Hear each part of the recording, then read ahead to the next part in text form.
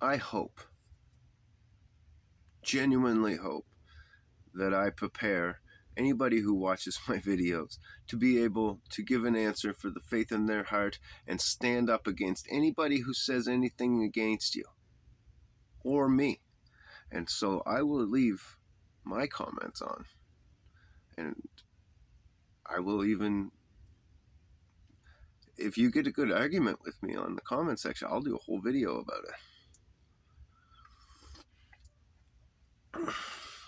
just to appeal my side. And try to, well, here's the thing about arguing with people online. This is the way I see it. Um, if I'm arguing with you about, say, the flat Earth, right, and I show you some evidence, and then you say, well, I don't like the format of your evidence, so I show you different evidence. You say, those are just memes. Anybody can fake a meme. So then I bring you some memes that actually show you scientific experiment. And then you say, wow, those experiments are too hard for anybody to do. So then I tell you some experiments that you can do on your own at home, or go out to the water and do your own research.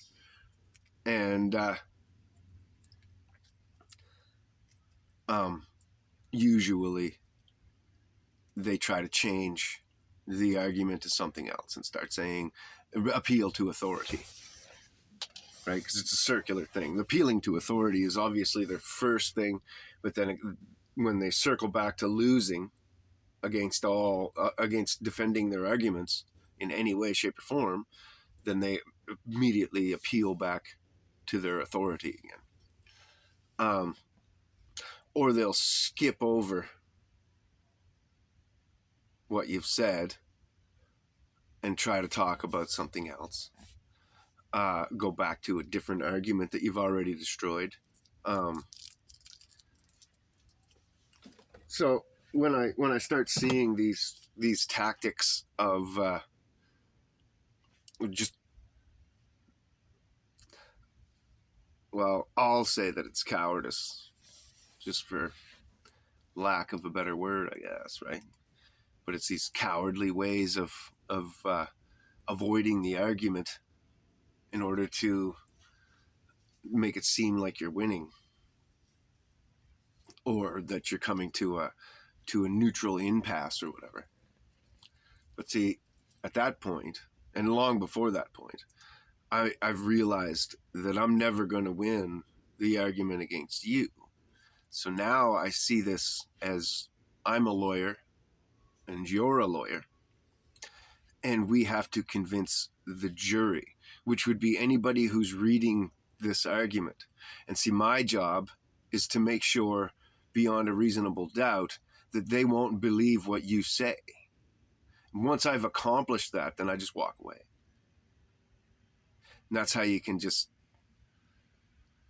and I tell them that at the end of the argument, when they go back to their authority or start skipping over things I've said and asking the same question over and over, I'll say, well, I've explained that to you. I've answered all your questions, and I feel that anybody reading this conversation will know that you're a liar, and that I'm giving evidence and I'm telling the truth, and that I've saved them from believing your shit. I don't want to change your mind. That's not my goal. And then I say, well, so I feel like I've won, and this is my final argument, and my closing argument, and I'm done. Pisses people off, but better than getting bogged down in it for too long, right? And arguing the same point over and over and over for no reason. Never coming to never ever allowing to come to a head or whatever.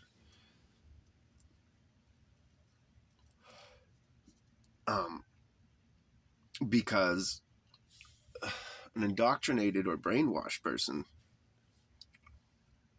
they can overlook logic.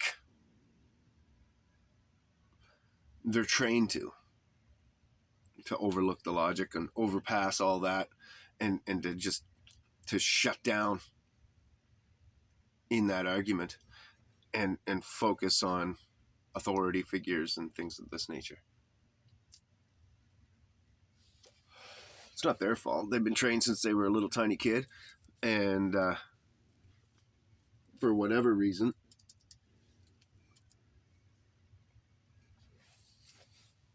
there was something instilled in them that made it important for them, for the teachers to say, "Oh, good boy, good girl," or whatever, right?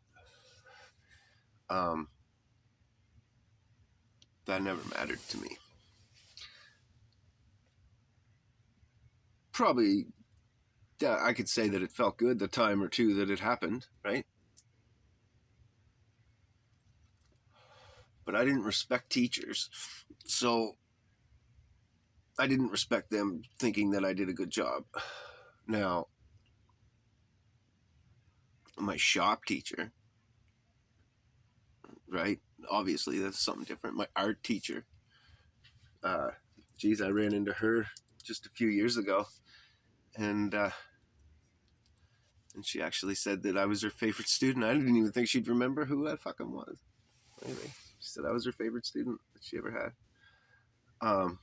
which blew my mind because I was bad to other teachers, but I loved her, and I loved her class, and I just enjoyed it, right? So, and I was only with her for a brief time, and I got expelled from that school and got shipped off to bad kid school.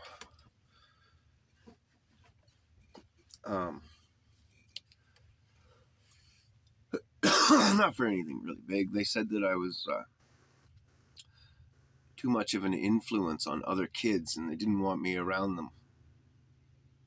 So I was put in in-school suspension for fucking 4 months or some shit at one point.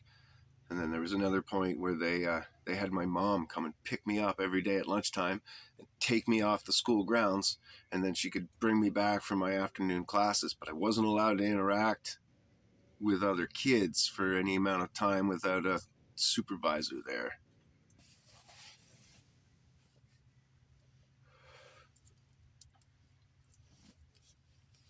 And that was their big fight with me.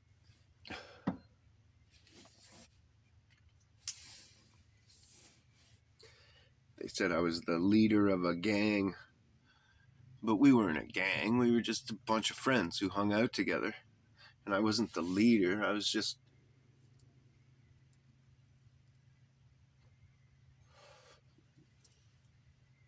No, there wasn't a leader. And I wasn't even like the big guy or the tough guy or anything like that, right? I was just the brains.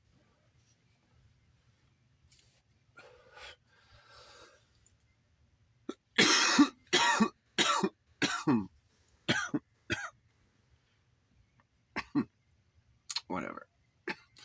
Losing my point, going down some tangent, my past.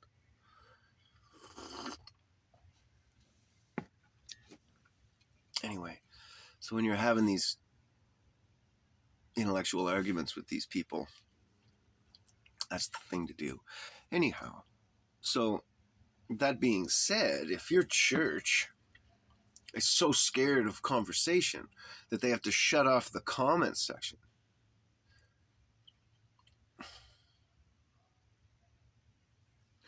what's the thought process behind that? Your goal is to bring people to God, but you don't want to answer the people's questions unless it's during your live chat, and then it's just your congregation. So it's the people that you've influenced to think the way that you want them to think that can speak the way you want them to speak. And then other than that, you don't want anybody talking or thinking or expressing a thought or asking a question. Well, that's just cowardice. That's indoctrination, right? You're demanding that we think the way you think without question.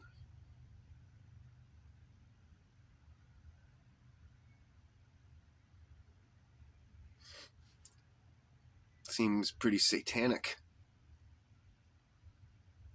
Luciferian, for a better word. So you should watch your own actions, church leaders. I think it's church leaders that I like to deal with the best. I like doing this. I stood up in front of my church at one time and just did like a little testimony thing, and that felt pretty good. It was scary, but I'm learning how to deal with scary because excited and scared are the same body. You get all the same triggers, so you can trick your mind, convince your mind that you're excited rather than scared, and do anything. So,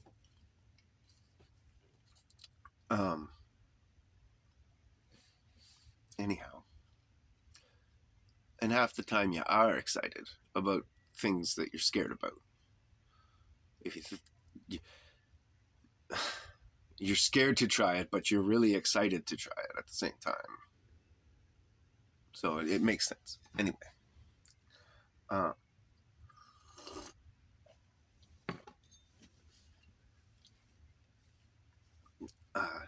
But going church to church,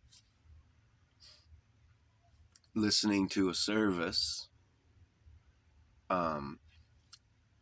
then after the service, talking to the minister about the mistakes in his service to see his reaction is a wonderful pastime.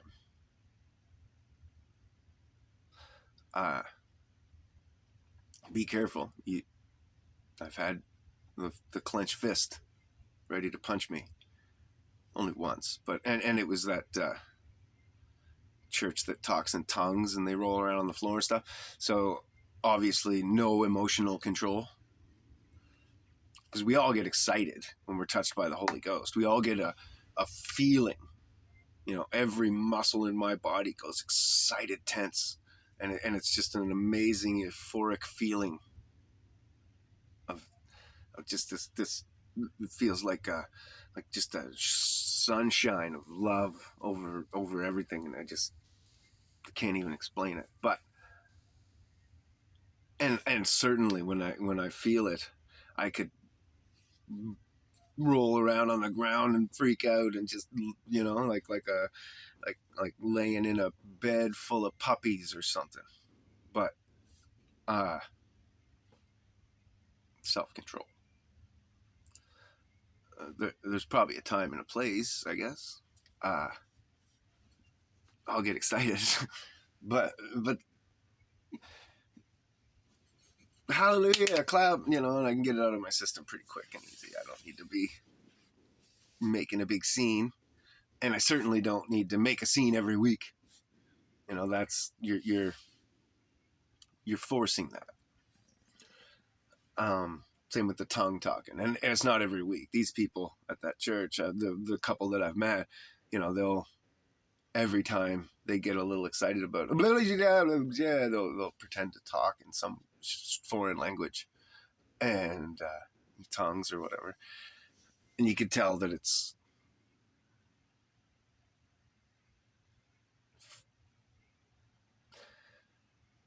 the letting out of the speaking is forced. But it is training too, because I do love my church. As much as I bitch about them, I love my church. And what we do, every time they pray, I'm always clapping for God. And it is a weird times, and it's, and I'll be like, when I get that feeling, that nice warm feeling all over your body, and it's just like cozy.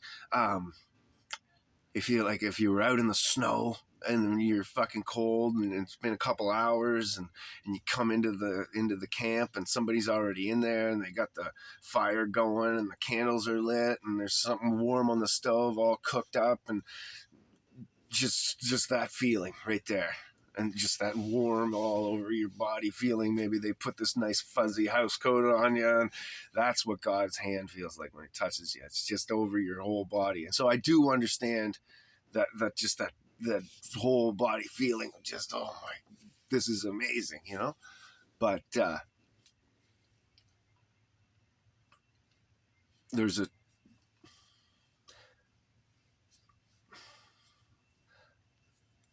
a way of showing it in order to get attention from man. And see, it's like fasting. God says, to fast, but to dress up, look good, be happy. Don't let anybody know that you're fasting. It's between you and God. When you show it to the world, then it's not between you and God anymore. You now fasted for the world. So if you're getting that feeling and it's between you and God, that's pure. But if you're getting that little feeling and you got to everybody every time, then it's for them. It's a show.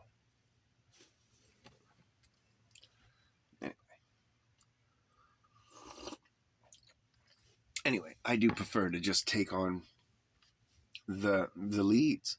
I've been working on one who's the best one of all the ones that I've found in this city. He's got more Holy Ghost, but he's also got a strong and full soul and heart and pride and life, and he's happy, and he can take criticism. Only once has he asked me, "Are you trying to insult me?" And I was like, "Oh my God, never. I'm actually, the fact that I can say this much to you is a sign of utmost respect, because I couldn't say that to most people, especially to people who've gone through seminary school, because we're indoctrinated all through this school system and all that stuff, and through life and through the TV and all that. But it's a whole other indoctrination when you put the seminary school indoctrination in with it, and where they've combined the two and mixed them together and made this new religion that they call Christianity. This mingling of Satanism and Christian. See, the Bible says, through man there was death. Through sin, we created death. The evolutionist says, through death, we were created. Fundamentally opposites. You cannot mix the two. You're mixing Satanism and Bible. So it is Satanism. See, Satan doesn't have any power of his own. He uses God's power, right? He got his knowledge, his wisdom was given to him by God.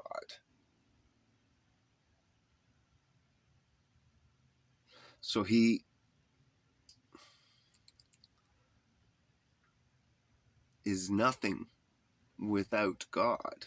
So in order for Satanism to have power, it has to be full of God. That's why people like the witches, Wiccans, I can't, I understand better, but I can't help but have them in my friends list all the time in Facebook, because it's so fucking similar.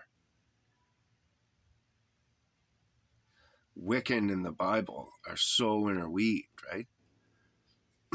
Because without God, without God's power, it's nothing.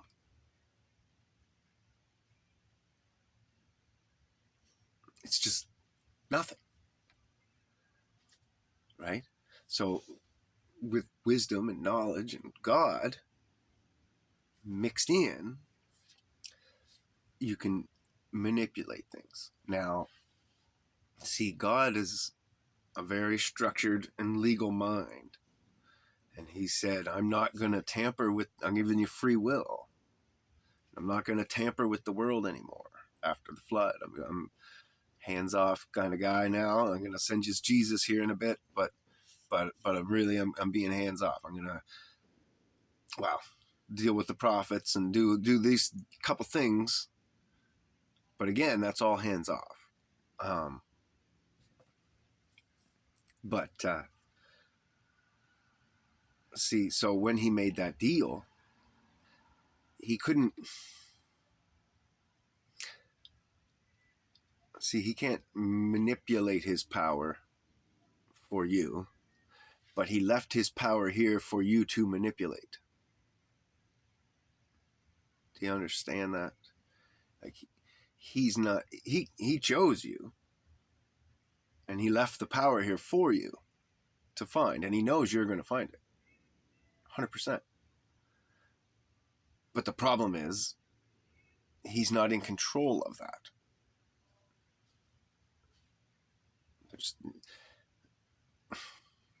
it's like he just left the light on, and he knew you, written in the Lamb's Book of Life, would find that light. But he also knew that Satan's going to see that light. Of course. He's an angel. He knows God's light. He knows God. He's seen him. So he's going to see that light on as well, and know how to use that light with his dark, right?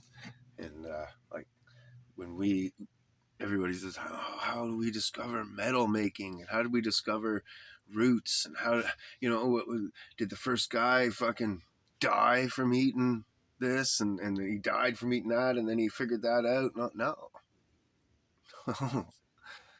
The angels taught us all that, the fallen ones. And see, we were supposed to learn that stuff in a timeline, but they gave it all to us too early. We weren't ready.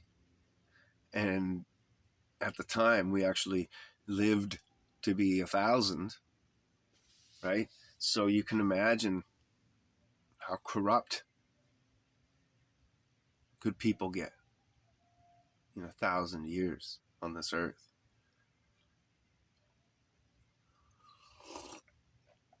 Think about how corrupt a person gets in 40 years, 60 years, 80 years. Look at some of the 80-year-olds right now and how fucking corrupt they are. There's good too, but good people don't. Good just seeks happiness and contentment. Evil seeks power, control. So the good aren't necessarily out trying to lead us, because they don't technically, you're not out for power. It's not something that you really want over your fellow man, kind of thing. But evil does. So who is it that's going to go for positions of power and leadership and strive for those roles? Evil people, right? So if we live to be 1,000, think about how much evil an evil person does. And so, like look at fucking Hitler. I don't believe half the shit they say about him, but whatever. Let's say it's true. Look at what he accomplished in just a short little window. Imagine if he lived to be 1,000. Fucking, Jack the Ripper and shit. These people, well, it says that they sinned fully. They completed the full sin or whatever. Like they had fully embedded themselves in every sin. Lying, cheating, stealing, murder, sexual perversion, everything. We're fully immersed in it.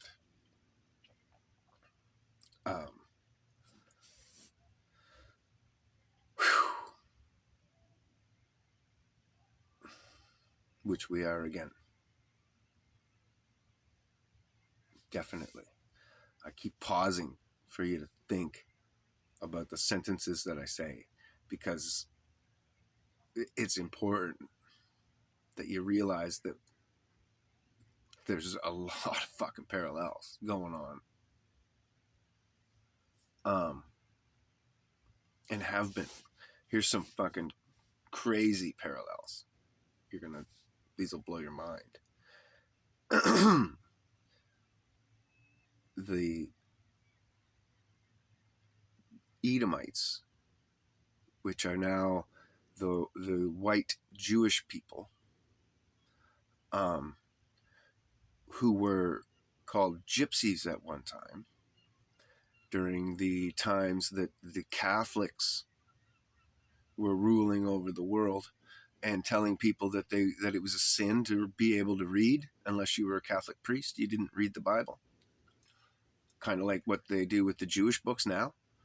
They don't say it's a sin, but they say, it's you don't need those books. They're just for the Jews. It's like a third of our history for one, right? But then it explains the Bible. It's like the rest of the Bible. It fills in all the gaps. And links the Bible to history so that you know that it's all real, makes sense.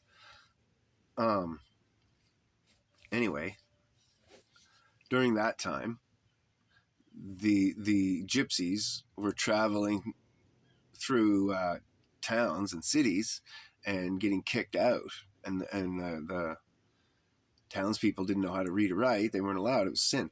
So they'd go to the priest for confession and for advice and whatever, and then the priest would write down what they said.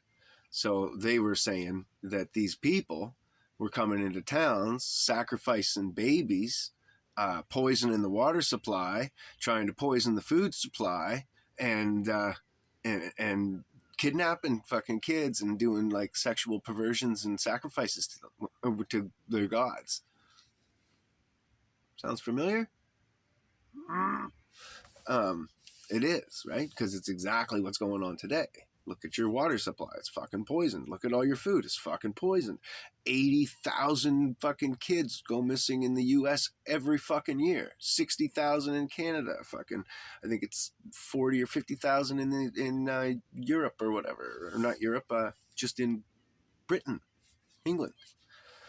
The list goes on and on. Billions, hundreds of thousands of kids every year. Just gone. Now, some of them aren't just gone, obviously. Some of them are people that were in my situation who just say, well, I've tried every legal avenue. I tried reason with my ex, and I just want to see my kid, and you guys say that I have no rights to him. So I'm just taking him fuck you, and I'm going. And we're going to go and live somewhere else and hide out. And they fuck off with their kid. I thought about it during the like the 8 years that my ex kept me from my son. Definitely, I thought about it a bunch of times, and just especially when I was living places that she didn't know where the fuck I was living, and she'd drop him off, and I'd have him for a week, and then she'd take him again for a year, and I'd have, and usually she'd come and take him early, so I'd be like, no, I'm not even telling you my address this time. And that time, it was twice I think I did that, and I was like, fuck, I could just keep him for a month, and then fucking send him back in a month to right. And the thing was I had my license and address at my mom's house, but I lived in an apartment in the city. And what I was doing was I was renting different apartments and growing pot in them, and then I'd grow for a year, and then I'd move apartments to a different one because there'd be heat on that spot, right? Because it would be, people would smell it and notice lights and this and that. And my partner was an alcoholic. That's what screwed us over. And and they legalized weed. That's really trying to shut us. Well, that didn't shut us down though. I kept great on trucking, but I didn't have to move around anymore, which was nice. And when people say that, oh, when you put a grow show in a house or an apartment, you're going to ruin the apartment. No, I didn't ever heard. I always got my damage deposit back every time I moved. I was, except for one time. Not that I wouldn't have got it back, but I didn't. I just let her keep it as my last month's rent. Moved out.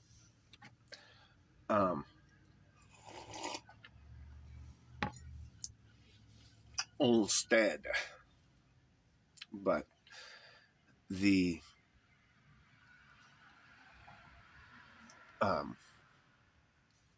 yeah. So anyway, yeah, I tried. I thought about just saying, well, fuck it. I can just keep them for an extra couple of weeks. You know what I mean? And then I'll put them on a plane and fucking send them back to you when my visitation's up, my legal visitation.